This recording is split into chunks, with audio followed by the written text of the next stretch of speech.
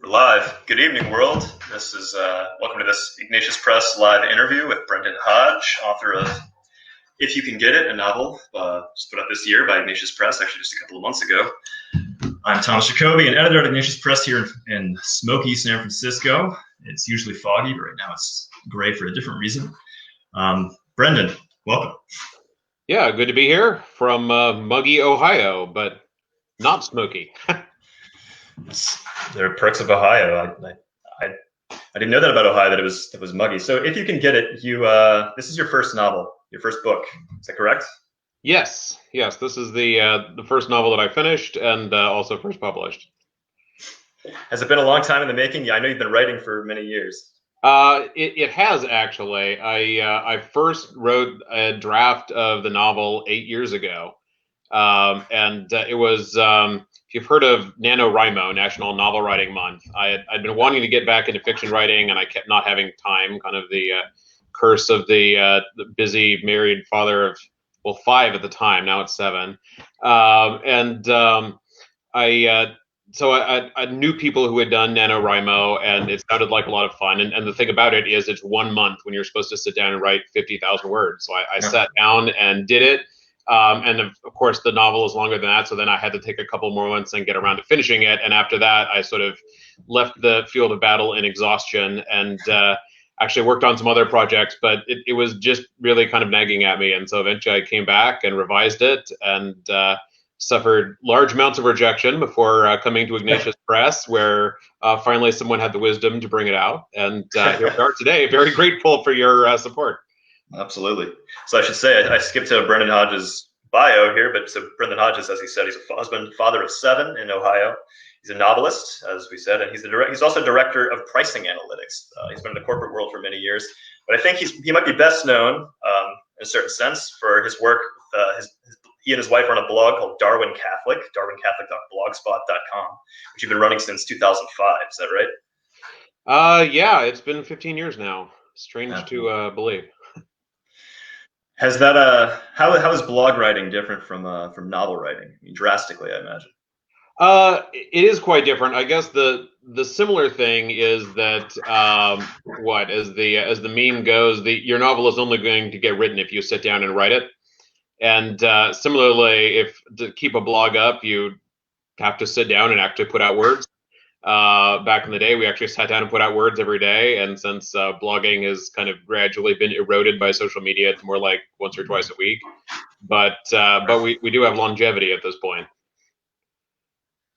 And I hope we can talk more about Darwin Catholic later, because I think it's kind of a little institution in the sort of American Catholic blogosphere. So, but I want to talk about yes. I think we should dive right into the book. In fact, I wanted to talk about the opening scene, if we could, because I think the opening scene in a lot of ways speaks for itself. But I'll give a little summary of the plot for those of you viewers who have not, or listeners who have not read the book.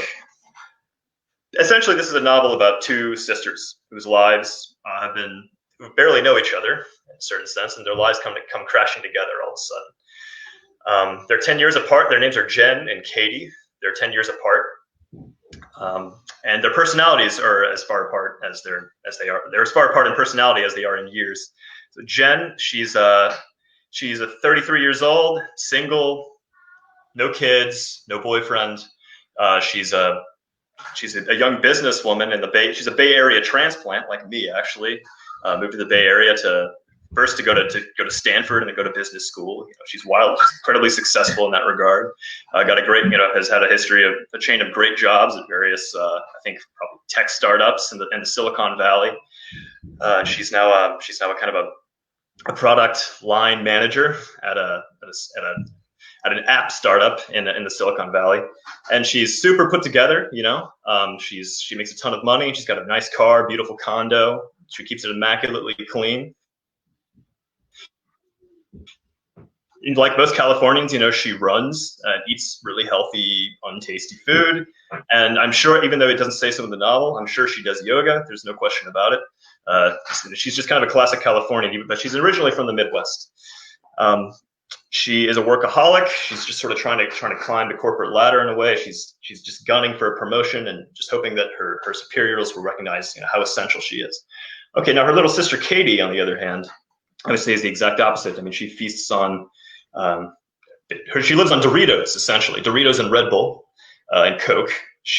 Whereas her sister works these 12-hour days at the office. Katie plays Xbox 10 hours a day.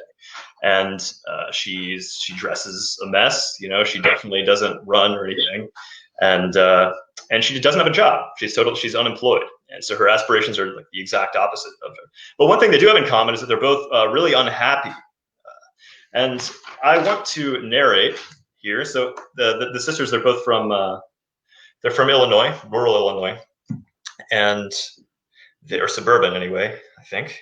And their lives and they live 2,000 miles apart, but then their lives come crashing together all of a sudden. And I'm going to narrate. I'm going to give this. I'm going to narrate this opening scene because I think it speaks for itself. And I think it's a good testament to your writing. So this is the opening page. The cell phone buzzing in her hand was a reproach. Jen had promised herself she would avoid screens and spend her Sunday morning relaxing. Instead, she had been checking her work email, and now Katie was calling. Jen set the phone on the table to let it vibrate its way through the 6 rings that would send the call to voicemail. She smoothed out the newspaper to read the front page article, knowing even as she did so that she was going to pick up the phone and answer it at the last moment, because Katie always got what she wanted. Hey, Katie, what's up? Hi. Katie's phone skills had clearly not improved during the last few months. The seconds dragged on as Jen declined to probe why her 10 years younger sister had called. It comes out of this opening scene that Katie, she's had a tiff with her mom, who's newly converted. She's had this new reversion to Catholicism, and her mom's become very morally strict. This repels Katie, and she's desperate to move out. And she begs Jen, and she doesn't know where. And Jen tells her, why don't you find somewhere else to live? And Katie says, well, no, I would really love to live with you. I don't have anywhere else to go. And she begs Jen, and Jen finally gives in and says, I like what it says here. She says, so after Katie begs, she says, Jen loved her family, even liked them on most days, but it was a love that had been nurtured by having the Rocky Mountains as a privacy screen for the last 11 years. Look, I don't know, Katie. It's really expensive here in the Bay, and if you don't have a good job, and I'm barely going to be home over the next month, maybe you should think about it a bit. You have any college friends you could move in with, maybe closer to home or in a more affordable city? But eventually, Katie prevails on her, and she decides to let her move in. And then Jen says to her, yeah, okay. When are you thinking of coming? The next couple of weeks are really crazy, bud. And then Katie says, well, I'm parked out front now. So she drove 2,000 miles she says, now? A few steps and I look out the condo's front window showed Katie's red Focus parked on the street with boxes and bags visibly piled in the back seat. So Katie just shows up on her kind of perfectionist big sister's doorstep and barges right in. And the last thing I want to say before I've talked so much, but there's a really great image that I think paints the difference between Jen and Katie really beautifully. This is just a few paragraphs later. It says, so Katie comes in and she takes a nap on the couch because she's been living on Doritos and Red Bull for 2 days straight, just driving straight and stopping at rest stops. She comes in and Jen says she looks like she just overslept an 8 a.m. class. She takes a nap, and it says, when Jen emerged after her shower, feeling damp but virtuous, she ventured back into the living room and saw that Katie remained motionless on the sofa, one leg hanging off, plaid bottom in the air, her head under the cushion, as if the couch were some monster that had paused halfway through consuming its victim. So anyway, so that is that. I just wanted to read that. I just wanted to read that opening scene to kind of just set the stage, and I'm not going to do that again. But but my question for you, Brendan, is the difference between Katie and Jen. Where does this difference come? They're polar opposites. Where does this difference come from? Is it just a question of age? Is it because Katie's the oldest? Oh gosh, I guess that's sort of appealing to my biases as an oldest child. But I'll tell you honestly, the thing is, I wanted to write a story about siblings were getting to know each other for the first time. I come from a family of three. I'm the oldest. We're all very closely spaced over 5 years. My wife is the oldest of six, so they span a much wider range. And our own kids have a 15-year range. So, I mean, I've experienced lots of different configurations of family. And one of the things that had struck me was it would be really interesting to write about a pair of siblings who had this really broad gap, so that if the older one had left the house at 18, that, you know, the younger one had been 9 or 10 when she left, and you really don't know what someone is like at that point. So suddenly this adult shows up and you feel like, I have a relationship with this person. I should be close to this person, but I don't even know this person. And I think there's always an interesting dynamic when you fall into a situation where you realize that you're going to have to be close to someone, and yet you actually don't know anything about them, and so you have to get to know them at the same time you're building a relationship. And I also knew that I wanted to write about the business world and kind of some of the sly satire of business life as I'd encountered it over the years. And so I knew that my older character needed to inhabit that world. And so I built Katie. At first, my first couple ideas were that she was 10 years younger and that she had to be so different that there was this really broad gap. So I kind of started out with, okay, what's the opposite of Jen? And that got me to Katie. And then I had to figure out, well, why is Katie so different? And then how is it that they possibly bridge this gap and come to have a lot of meaning for each other? Because really the story, I think, the heart of it is about the relationship between these two sisters, and the way that they come to care for each other as people during the course of the book. Yeah. Yeah. And Jen, what's interesting about the difference between Katie and Jen is, it's said a couple of times, she's got this perfect, she has this immaculate apartment. Her life seems to be totally in order, but it's very much her order. It's something that she has for herself. It's an order that no one else can intrude in. And then Katie comes and intrudes on it, and she doesn't know how to react. And she's been alone for so long, she doesn't know how to treat it. Do you think, what's wrong with the way that Jen lives, in your opinion? Is there something wrong with the way that Jen lives alone like this with her perfect order? I think there's a big chunk missing in her life, and I think that is part of what Jen spends a lot of the novel figuring out and then trying to resolve. And part of what, to me, drove Jen and created her as a character, and what I think makes her interesting and relatable, is that she is someone who, there are so many areas of our life. I mean, people talk about sort of the meritocratic elite of America these days. There's so many things that seem like a contest or a game, and you try to win. So you're in school and you try to get good grades, and then you try to get into the right college, and then you try to do well at the right college and get the right internship and get the right job and get promoted at the right job. And there's kind of this whole series of contests, and you follow the rules in each one, and you're told that as you fulfill these achievements that you are achieving success and that everything is good. And Jen, I think, is a very solid game player. She's competed at each of these levels, and she feels like she's won. And yet there's this sense in which very gradually things are starting to seem like I keep winning, and yet it's not fundamentally all that different from where I was before. And so what else is it that I should be doing? And that starts to push her outside of her comfort zone, because she has kind of built a very defensive comfort for herself. She's had some relationships in the past that haven't worked out. And so when we meet her, she's kind of built a very self-contained world for herself, but it's one in which when in sort of she has two big disruptions at the beginning. One is Katie showing up, who's this force of chaos who gets Dorito crumbs on her white carpet and disrupts everything. And then the other is she has this job that she's been defining herself by, that she thinks she's going to get promoted, and she gets laid off in a way that's not at all her fault. Her project is about to release, and then there's a buyout and a corporate restructure, and suddenly she's out of a job with a bunch of other people.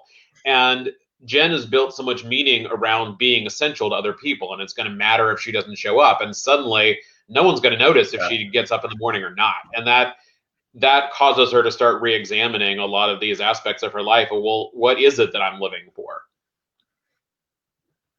Yeah. Well, I love you had this.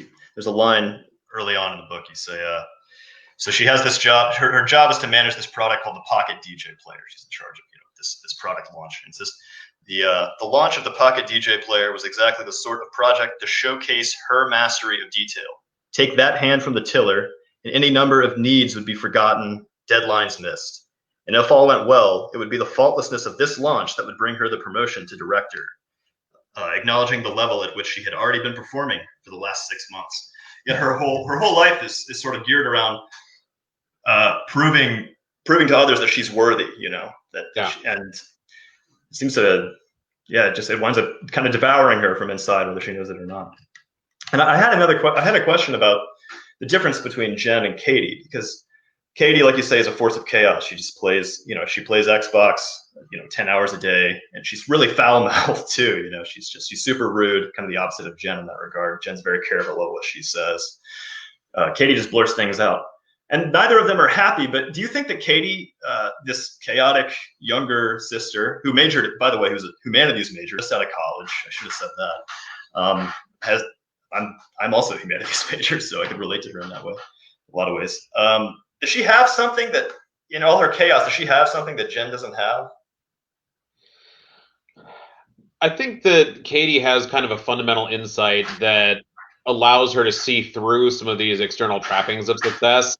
So, I mean, one of the ways that she gets under Jen's skin from the get-go is she just doesn't take Jen's career and corporate success and kind of all of these trappings. She doesn't take them all that seriously. She'd like to live there in the nice condo. The car is nice, nice city, but she doesn't have this almost reverence for the corporate path that Jen is on. Now, I think that Katie's problem is she has kind of that irreverence that comes out in so many ways, from her behavior and how she talks to how her attitude towards Jen Job. She can puncture that bubble, but she's not sure what there is out there. And you see a little bit of that in her background. She was you mentioned, she's a humanities major. She's actually a religious studies major. Yeah. And when she's complaining about how she came home and moved back in with her parents, and her parents have become newly religious, and now they care if she drinks, and they want to tell her what time to get home, and she's like, Mom, Dad, I'm 22. I shouldn't have to justify my behavior to you. And Jen is like, well, why didn't you like that? You went and studied religion, for goodness sakes. I mean, who does that? And Katie's response is, well, it's not that I wanted to be like all holy like them. I want to know, what's out there. Eastern religions, there's got to be some sort of higher thing in the world. I think Katie has a questing sense. But she really, I mean, maybe partly from that irreverence and through seeing kind of a very conventional approach to religion, to the extent that she's even seen it at all, growing up as a pretty nominal Catholic until she comes back and sees her parents in this state. She feels like she sees through that too. And so there's a sense in which she has to overcome that irreverence and be able to start to build a more nurturing relationships. And you even see kind of a gradual progression. And I mean, you mentioned sort of Katie shows up and she's been drinking Red Bull and eating Doritos while traveling cross country.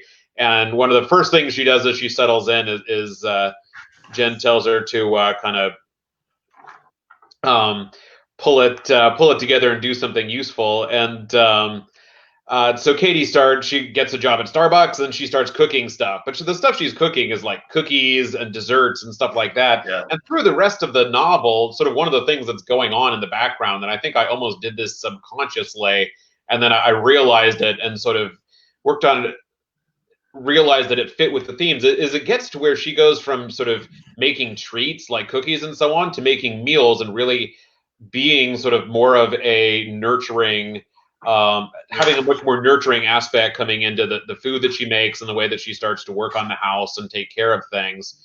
She is also learning a different approach to life and relationships as she moves through. Now, Brendan, you mentioned a really key aspect of this book, which is that neither of these girls, I mean, they grew up in a nominally Catholic family, as you described them as they were kind of Easter and Christmas Catholics. They went to Mass twice a year.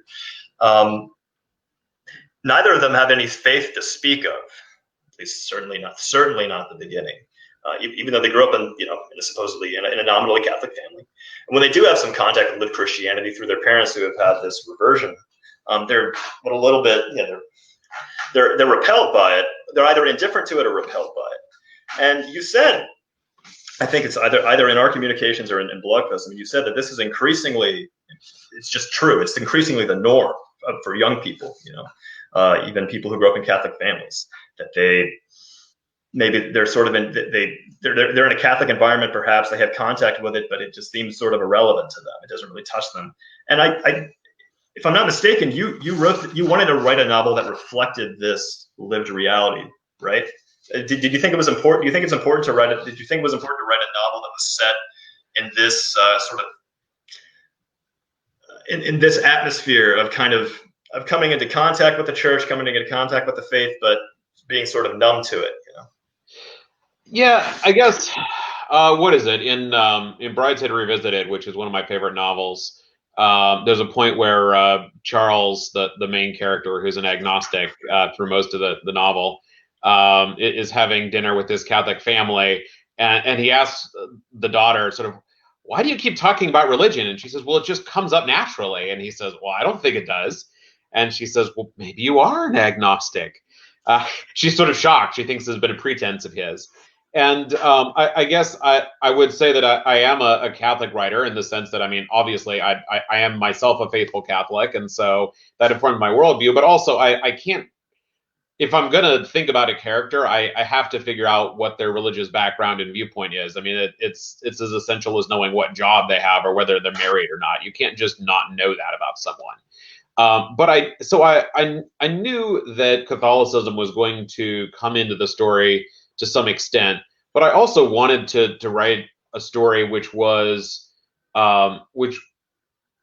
accessible to a broader audience, and which kind of moved gradually into that Catholic world. And so I thought about sort of where most of the people that I run into at work, and I mean, basically that I met anywhere other than in my parish, who mention being Catholic, or sort of, yeah, I grew up Catholic, or yeah, my parents are Catholic.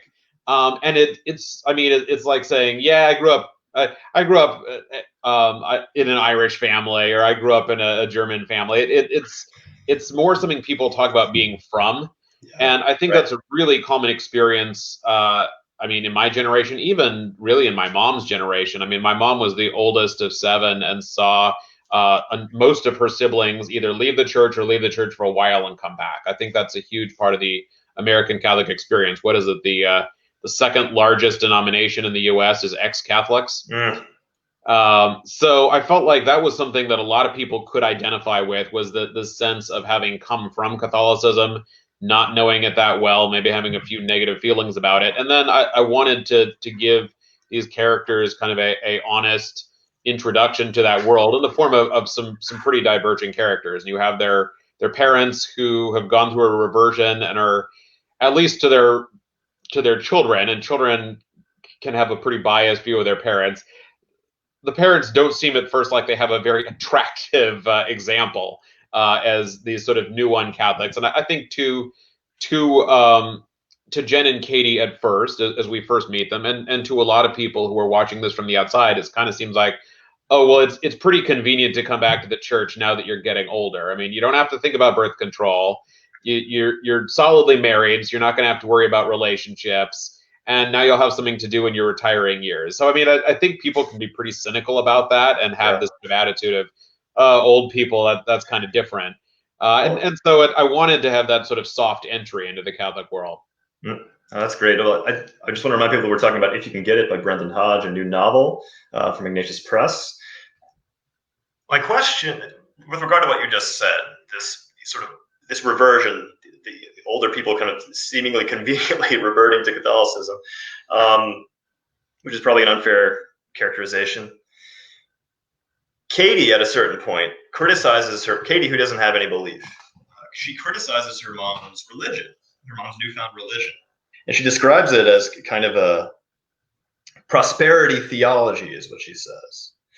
Meaning that she sees virtue primarily as following specific rules and believes that if she could just get me to follow those rules, I'd be happy and do well in life. Whereas if she scripture soup for the soul and read the book of Job out of her own Bible, she'd see that real Judaism and Christianity have never said that God's will for your life is some kind of virtue-operated vending machine that pops out good fortune. It's a very, very harsh criticism of her mom, which to me, I want to say that seems like a very typical millennial it's kind of a millennial phenomenon to give these very harsh, penetrating critiques of your parents, but perhaps it's true of all generations. But do you think that there's any validity to that criticism of her mom, kind of living this sort of vending machine gospel? I mean, I guess I would say that this is a struggle that all of us as Catholics have, is that, I mean, we know that God made us to live according to certain moral laws, and that we are designed to thrive by following God's design. St. Paul talks about the law as actually being a gift, not being a negative thing, but being a gift, and we rejoice in the law because following God's law is actually good for us. And I think that is true. At the same time, it's very easy to kind of slip into, okay, so now that I'm following these laws, it's going to be great for me. I guess I'm online enough. Certain jokes crystallize as memes for me, but there's the image that goes around that has the painting of the Christians with the lions, and it says, "God loves you and has a wonderful plan for your life." Right. I mean, and we believe that the martyrs are living in perfect happiness in heaven. So, I mean, right. God did love those people and have a wonderful plan for their life. It wasn't wonderful from a worldly point of view. And so I think one of the things that we're constantly balancing is, yes, God did make us to thrive by following his law. But at the same time, that doesn't guarantee that things are going to be good for us right here in the world as we follow his law. And I think it's a very hard balance for all of us to strike. And that often when we're going through a change, it's easy to get over enthusiastic. And without even thinking about it, at least to other people, seem like we have a very pat response to these things. And then eventually time and experience tends to beat that out of us. There's another aspect of this novel that I think we need to talk about, which is these extremely detailed, precise, very picturesque, well, not picturesque, but I would say painterly descriptions of the business world, the corporate world. And for example, Jen goes on a trip to China and has all kinds of wild sort of Monty Python-like experiences, but they wind up taking her. She winds up going to this place called the American Club. They bring her to this place that I will describe just by quoting it here. So that the people who run this factory that she's been touring, they take her they basically wine and dine her at this place called the American Club, and it's described this way: the lobby they stepped into was specific to the American Club, as indicated by a sign with the name of the club in giant block letters, above which flashed outlines of the Empire State Building, the Hollywood sign, and Mount Rushmore in glowing neon. In the center of this lobby stood a 10-foot-tall statue of Marilyn Monroe, garishly colored as if in Technicolor made real, holding down her plaster skirt in a vain attempt to keep it from blowing up to expose her famous legs. And then there's like a giant pink Cadillac and stuffed Texas Longhorn. There's even a statue of Robert E. Lee with the Confederate flag revolving.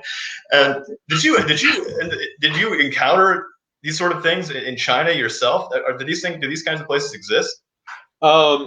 There are. I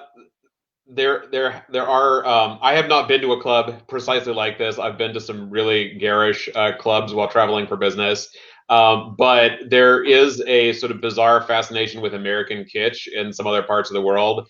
And so, yeah, some of this is drawn from experiences that colleagues have had while traveling in China or places that they visited. And I really, that night just spins into utter absurdity and sort of gets worse and worse for Jen until she finally sort of, there's a catastrophe and she has to bail. And I wanted a suitable setting for this just absolutely terrible night of business partying. And I mean, almost every night of business partying is terrible. It's one of those things that you do with colleagues and afterwards think, how did we get involved in this?